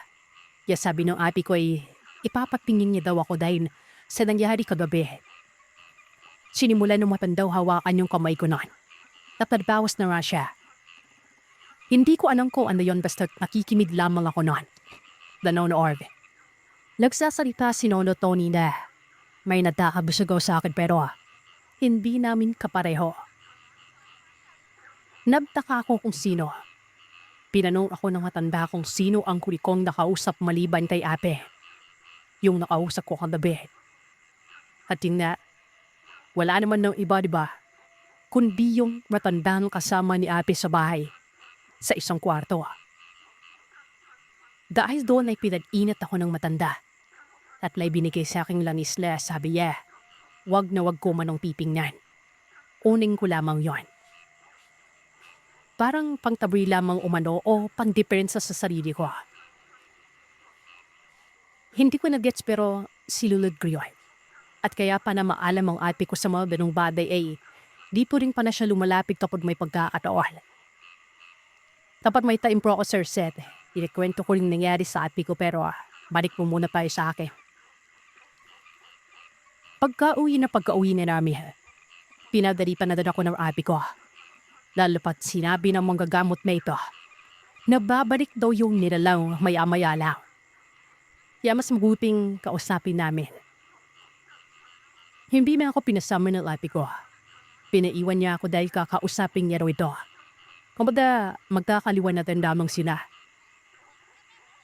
Pero pagkaraping niya doon, Sir Seth, sa kwarto dapat na matandang yun. Walang tao. O masasabi ko walang sumasagot. Kahit anong tawag yan ng paulit-ulit, wala talaga. Bumalik agad ang ate ko doon. At pagkakuha na sa akin ay umakit na kami sa kwarto. Matapos daw anyusin ang sarili niya, mirak na niya ang bintana doon. Pagsapit ng 12:30 ng gabi, Sir Zed, bigla na naman sumakit yung tiyan ko. Sakit na para bang pinipilipit yung kanamnan ko. At simula na rin po ako magsuka noon. Milagyan ako ng ate ko ng luya sa buwisa at kumuha siya ng tubig at nilagyan ng kaunting ganis. Yung tubig na yon, ininom ko yon. Pero sadyang napakasakit talaga ng tiyan ko. Init na rin ang pakiramdam ko doon na gusto kong buksan ang bintana pero pinipigilan ako ng ate ko. Hanggang sa ginapos niya ang kamay ko. Basta nandobin yon. Ramdam ko lulakas na hindi ko na ilabas noong dati pa. Pumipiglas ako pero hindi ko magawa. Mabuti malamang talaga at totoo at talagang magaling yung mga orasyon na binigay sa akin ni Lolo Tony.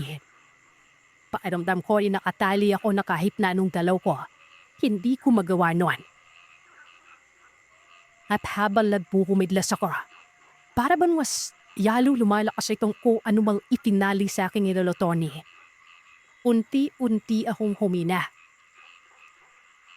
Init pa rin ang pakiramdam ko noon. Habang sa labas ng bintana ay may maririnig akong bulosers. Para bang may nagsasabi sa akin, buksan mo ang bintala. Buksan mo. At dahil sa sakit na nararamdaman ko bigla na lamang akong siwidaw noon. In Jesus' name, sabi ko. Dahil sa naniniwala ako na yon ang pinakamalakas na pangsangga sa lahat ng bagay. Kahit yung api ko ay nabigla at mayakap ako noon. Dito ay unti-unti nang bumabalik sa dating ako. Nakokontrol ko na yung sarili ko. Unti-unti nang nawawala yung mga bulungan sa may labas na inuutosan akong buksan ng bintala. Maya-maya pa, Sir Zed. Doon mismo sa bintana ni ate. Sa labas. May marinig kami na nagpupumiglas. Hindi ito maliit na hayop o dahil ng fosa o kung ano man. Parang malaki ito. Bigat na gumagalaw doon. Na para bang hinahabol lang ko ano. Yung magabog yung bintana noon. Parang gusto na yung bintalang buksan. Na mabuti na lamang ay nailak ng mabuti ng ate ko. Hanggang sa walang ano-ano ay tuluyan na lamang nawala yung inay na yun. Siguro dahil pa umaga na. Wala kaming tulog noon. Mga bandang 5. Yung medyo mahimasmasan na ako at naging okay na lahat. Labkapi kami ng ate ko at pinawagan niya rin yung mama ko para ipaalam ang nangyari sa akin. Kinausap naman ako ng mama ko at doon ko rin nalaman na habulin pala ako ng bata pa lamang ako ng mga milalaw na hindi namin nakikita. Kaya napagpasya ng mama ko na ihatid lang daw ako ng ate ko sa tita ko na pastora. Kahit daw doon ay safe ako at tumango na lamang yung ate ko noon para mas ligtas daw ako doon. Pagka umaga nga noon, nag-impake na ako ng gamit ko. Magpapaalam sana si ate sa may-ari ng bahay na aalis siya. Dahil kailangan po talagang magpaalam doon ni ate para hindi siya paglakan ng pinto kung gagabihin man siya noon. Pumunta si ate pero laking gulat niya nang wala pa ring sumasagot at bukas ang pinto. Dahil sa maliwalag na rin noon. Tinawag ako ng ate ko para samahan siyang pumasok dun sa kwarto na yon. Sa maniwala man kayo o sa hindi, nakita naming hubot-hubad ang matandang si Tito Dudes. Nakahandusay sa sahig niya. Puro dugo po ito at nagtaka pa ako dahil napakaitim ng kamay niya at nabalahibo. Napakatalas ng mga kuko. Mabigla kami ng ate ko nang may biglang nagsalita noon. Pamilyar ang boses. Walang iba kundi si Lolo Tony. Hindi na kami nagtanong ng kahit na nagtataka kami kung ano yung ginagawa niya doon. Pero ayon sa kanya, habang pauwi nga daw kami ay naramdaman niyang merong nakasunod sa amin. Kaya naman kinutuban na rin siya noon. Mas nauna pa nga daw siya nakarating sa bahay namin pero hindi siya sa loob, kundi sa labas sa gilid ng bintana nagkahantay. Hindi talaga namin alam kung paano nakarating si Lolo Tony noon. Pero kahit yun lamang ang sinabi niya ay nagpapasalamat pa rin ako sa kanya dahil sa niligtas niya yung buhay namin ng ate ko. Habang sumisigaw pala ako ng malakas ay yung mga naririnig namin sa labas ay kagagawan pala ng halimaw na siyang ang walang iba kundi si Tito Dudes. Milabanan pala ito ni Lolo Tony. Nakakapagtaka na nakapanghihinayang pero hinayaan ko na lamang dahil sa tadlay na malakas naman talaga itong si Lolo Tony. Natalo niya na para bang walang kahirap-hirap itong si Tito Dudes. Kung ano man ang nangyari matapos ng Sir Seth, medyo komplikado na gawa ng umalis na nga ako noon. Hanggang dito na lamang po ang maari kong ibahagi dahil sa wala na po akong connection sa wifi. Nakikiconnect lamang po ako. Maraming salamat po at sana mabasa nyo yung kwento kong ito. At iyan ang kwento ng aswang para sa araw na ito. Salamat sa inyong pakikinig. Huwag kalimutang mag-iwan ng komento at sabihin sa akin kung ano ang inyong naisip. Hanggang sa susunod na kwento, matulog kayong mahimbing kung kaya ninyo.